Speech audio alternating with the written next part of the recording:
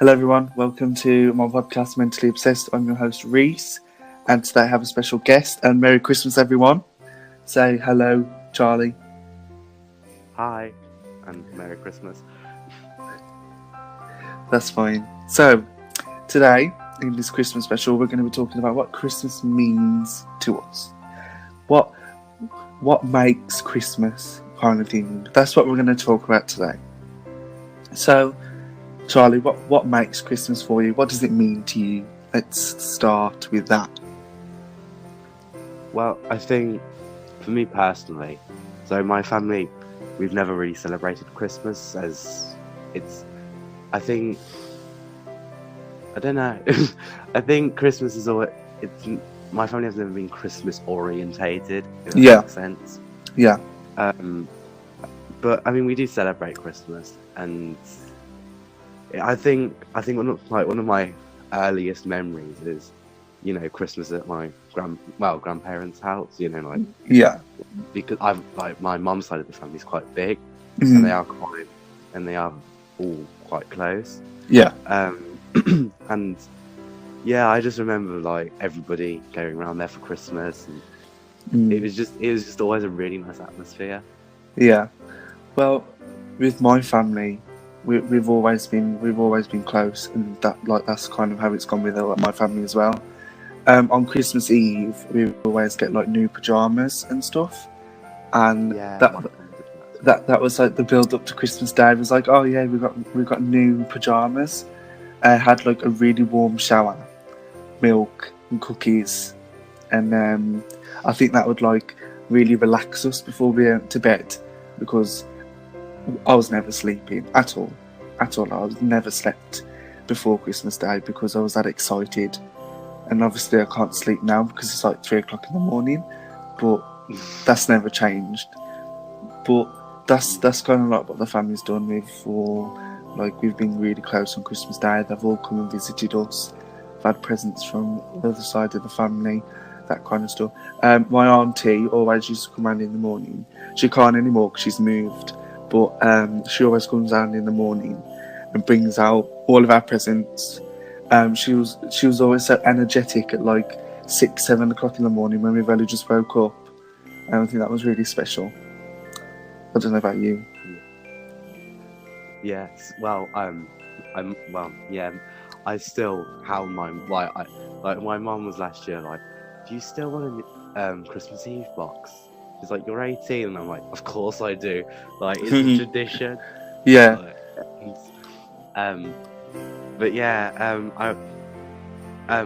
my family's we've more been Boxing Day people. Yeah. That's when the family gets together, and I get the presents from my aunt and uncle and nan and dad and that sort of stuff. Mm-hmm.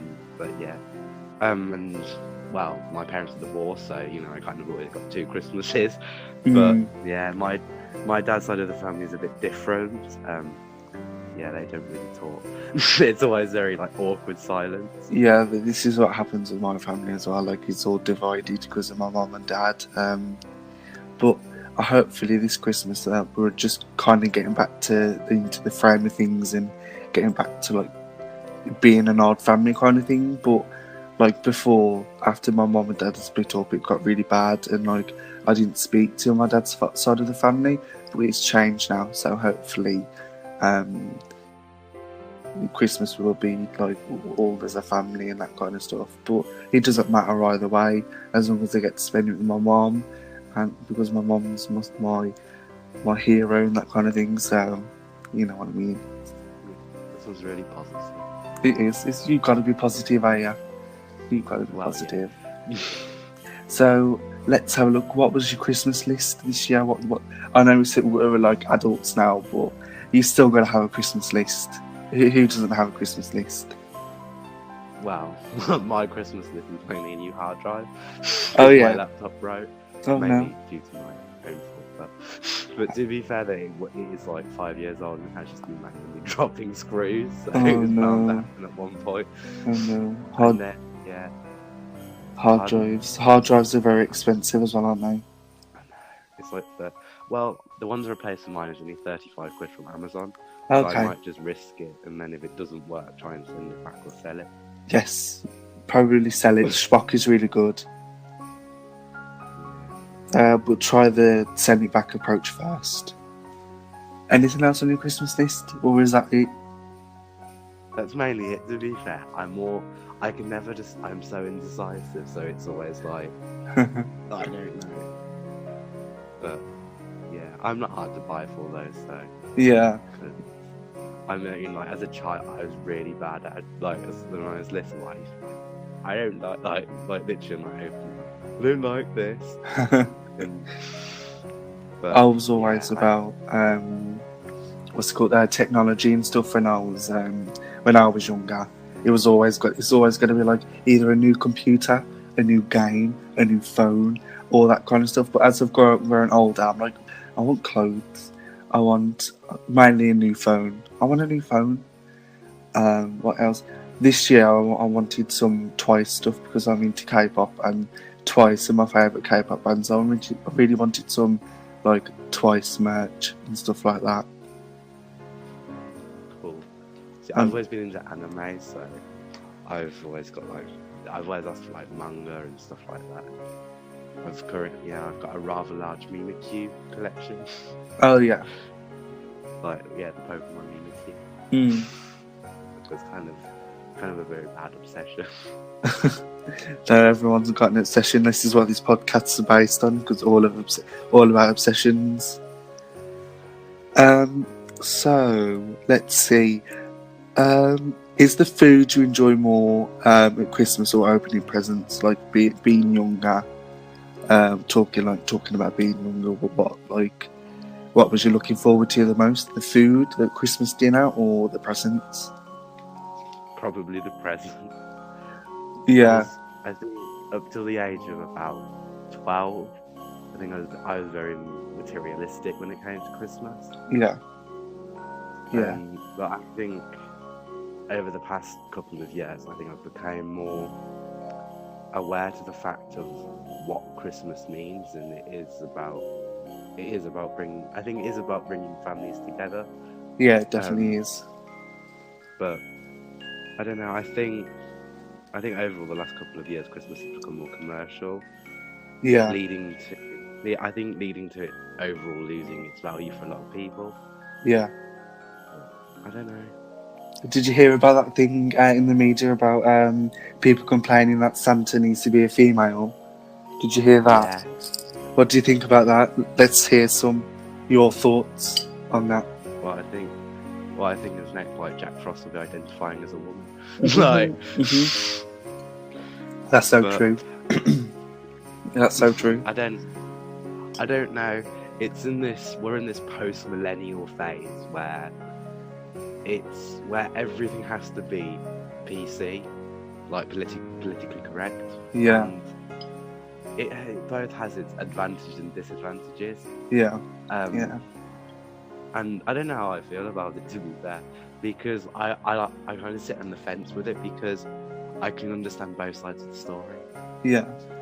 I'm more of the fact that, one, Santa's not real, so why on earth are you caring about this? There's more important things to care about in the world.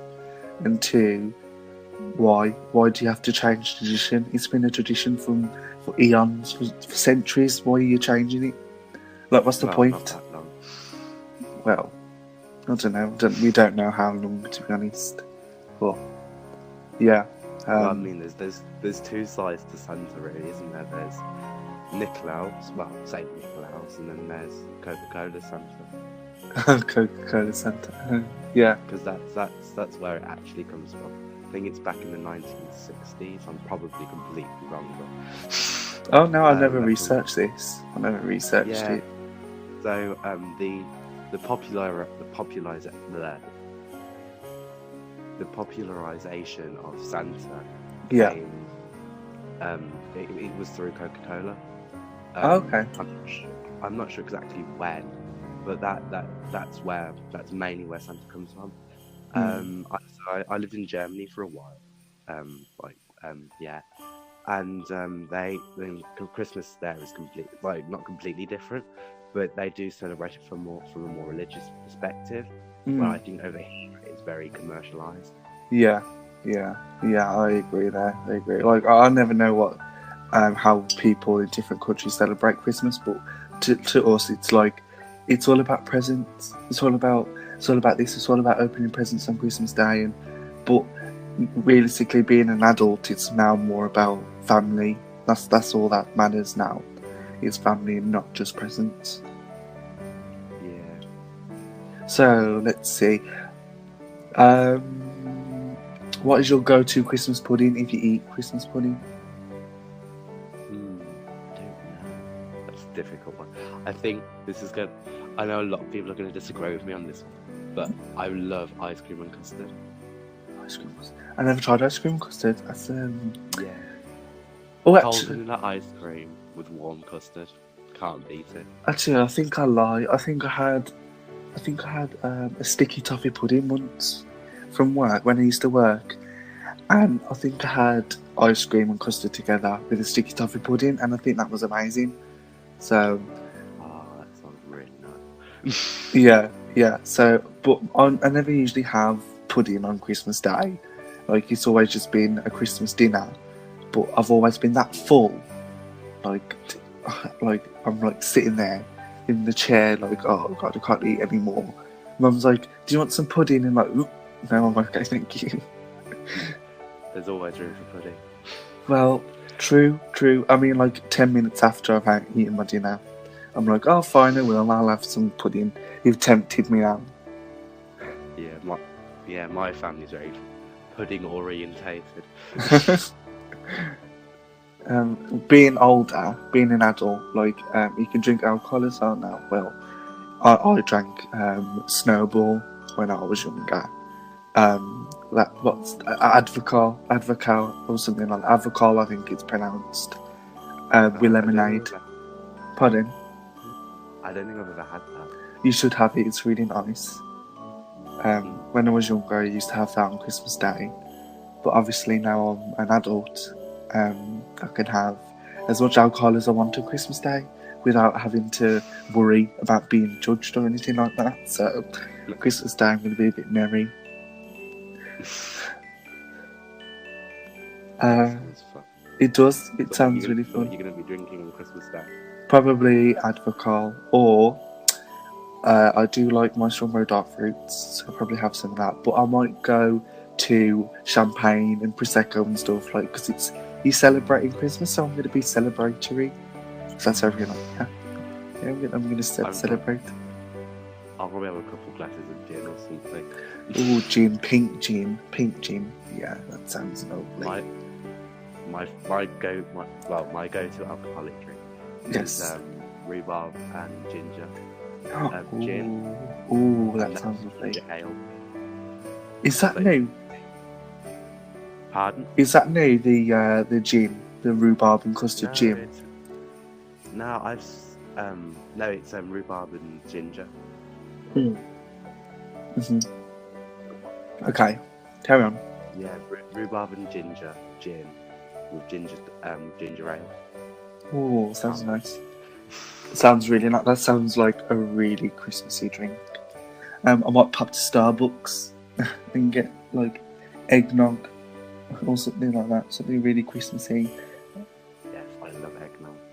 In Germany, in the German, so they're not German Christmas markets over there, but the Christmas markets in Germany, they sell warm eggnog, and it always comes in like a waffle shot glass. Oh, sounds nice.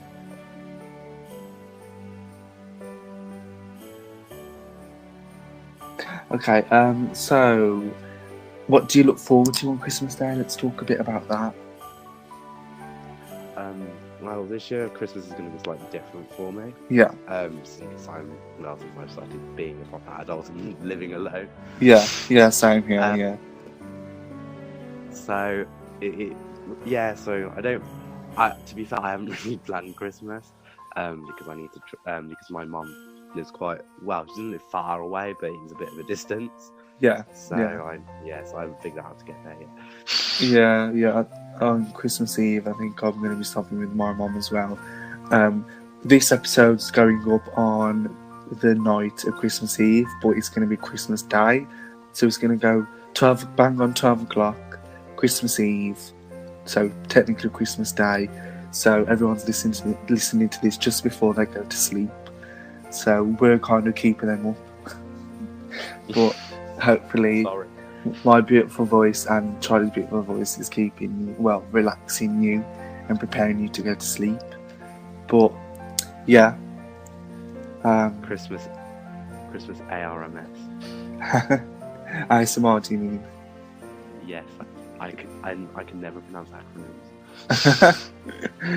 Well, we're not really whispering, but if you want to call it that, then you go for it. So yeah, I'm stopping at my mum's on Christmas Eve. So I'll probably be up on my laptop just before it goes live, advertising and stuff on my Instagram. Like, everyone, it's just about to go live. So that's what I'm going to be doing on Christmas Eve. And then obviously helping her take all the presents out and put them downstairs and setting them all up for next day when everyone wakes up to open the presents. So that's what I'm doing on Christmas Eve / Christmas Day. And then obviously we're going to be drinking a lot and eating Christmas dinner on Christmas Day. And then see your family. Carry on. What's your favourite part about Christmas dinner? Everything, because I'm a fat pig and I love food. So I eat everything me. I love it. My mum was talking about starters the other day. She was like, so how about we have starters before Christmas dinner? And I was like, and I could just feel my stomach be like, nope, don't even talk about that.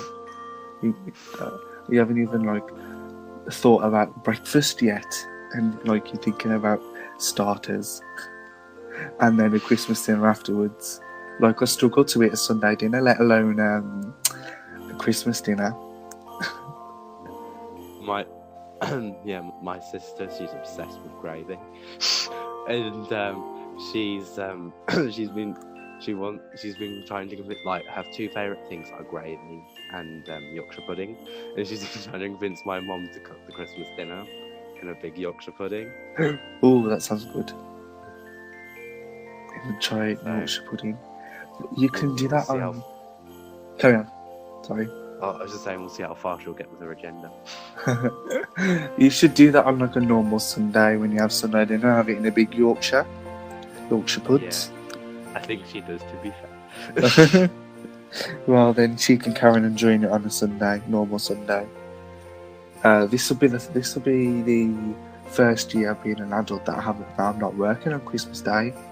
Because when I was working at the pub, I would work Christmas Eve and Christmas Day and Boxing Day as well, like I did last year. But obviously, I didn't work Boxing Day because of my mental health and being in hospital.